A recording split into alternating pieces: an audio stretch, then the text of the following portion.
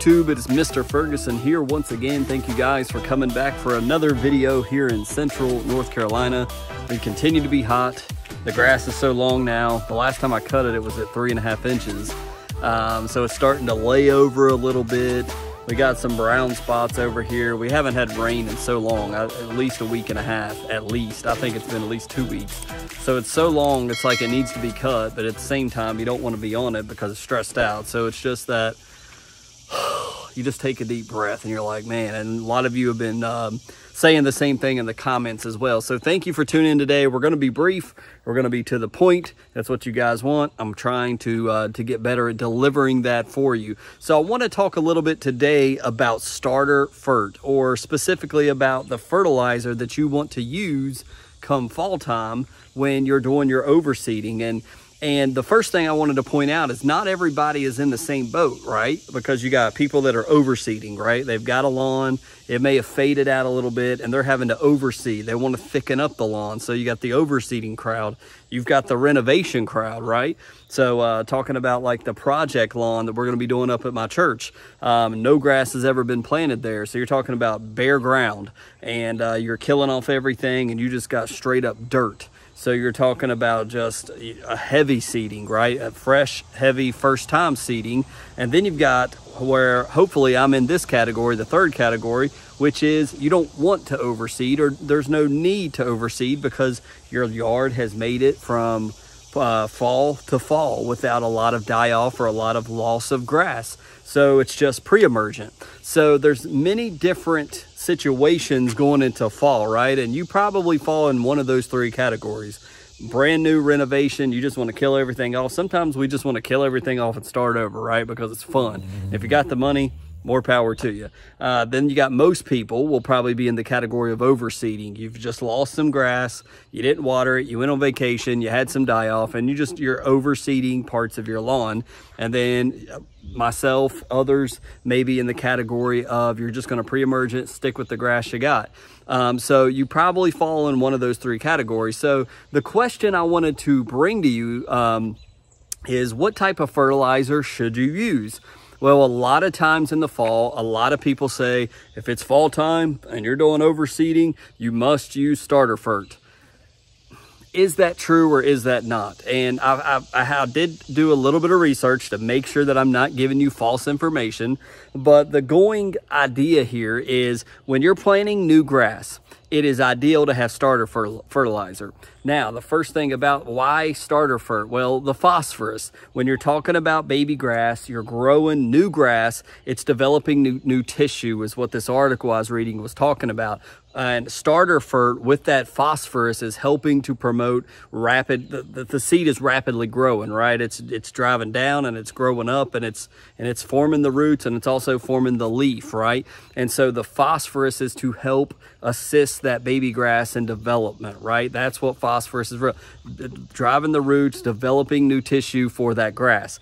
Well, some people, before we even go any further with this, some people say, and even this article suggests, you even may want to put down your starter fertilizer if you're doing a new renovation, or if you're doing overseeding. If you're going to be going with starter fert, sometimes it's ideal to put that down maybe a week prior to your seeding.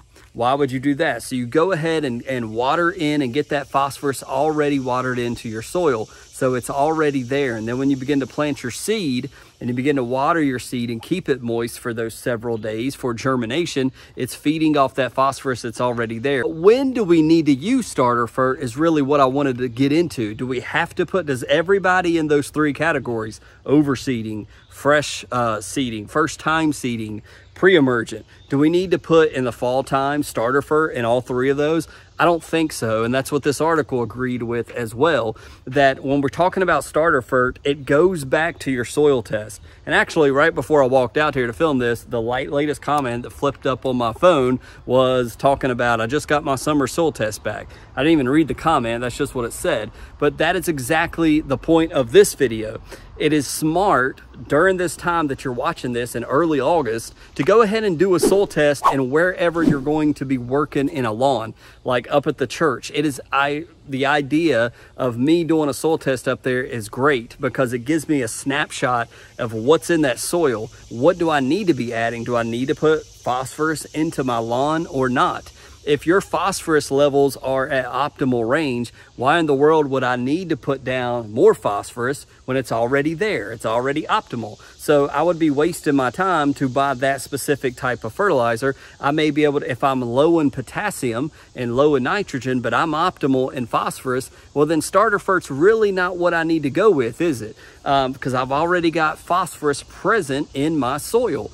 So we would look at something like maybe a heavy shot of 28-0-12 or something with nitrogen and something with potassium, and we can skip the phosphorus. However, if we're low in the phosphorus and we're low in nitrogen and we're low in potassium and we do a soil test and that's what we see, well then absolutely, let's do starter fert would be exactly what you want to get that seed going. So it's just that the soil test is so crucial, and a lot of DIYers, I feel like myself and you, may put that off as they're like, I just don't have the time to order the kit, get the soil samples out of the ground, smush that up, put it in the little bag, mail it off, wait a week, get the, it's just so much work, Mr. Ferguson.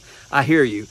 Sometimes I get lazy like that too, but you got to think about why do I want to do this? It's going to help me to fine tune what the dirt already has and what the dirt needs. And so, and there's nothing wrong that if you have some starter fert, some green pop from last fall or some starter fert from last season, and you already have optimal levels and you put that down, are you going to really hurt anything? Absolutely not. So there is no wrong answer unless you just put too much of any one thing. That can obviously be a problem. But when we're talking about just growing a little bit in our lawn care walk and maturing a little bit, I think talking about this now is healthy. It's a good idea to get this in our mind. Does my lawn need starter fert or not? Should I go with just a heavier nitrogen to promote growth and to get those roots growing and top growth and bottom growth? And we know how important mowing is. We talk about that, but not so much, but we talk about that a lot off and on throughout the season, how mowing at least 2 times a week at least tells the grass, hey, put all your efforts in growing down, not in growing up, because you're going to keep getting chopped off because I'm going to be out here mowing you.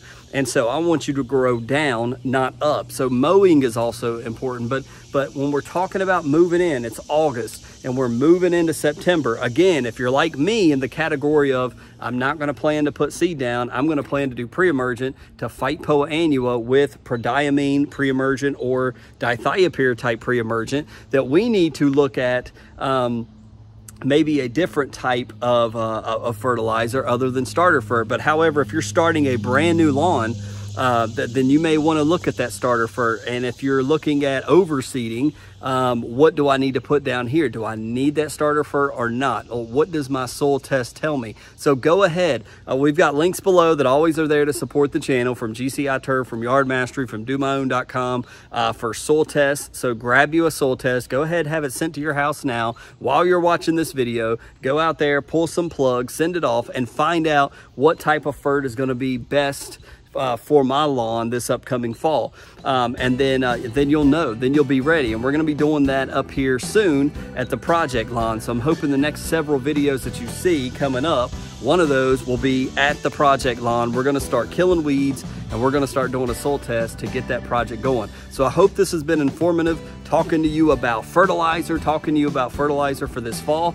I'm still surviving. Hope you're surviving the summer. Make sure you stay subscribed, hit that subscribe button. Check out channel memberships if you're interested in that as well, and check out the links below. God bless you guys. We'll see you on the next Mr. Ferguson lawn care video. Take it easy.